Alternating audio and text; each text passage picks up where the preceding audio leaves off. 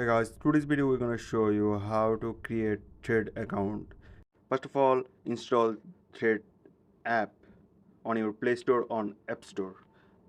Then open it and we can see here is the suggested Instagram account. Press on it. Now you can change your name, but and you can add your bio and add your any social media link.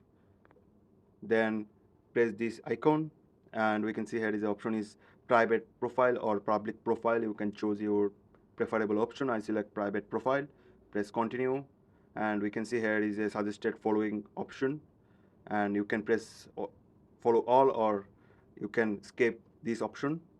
Then press join thread and we can see how our thread account is completed.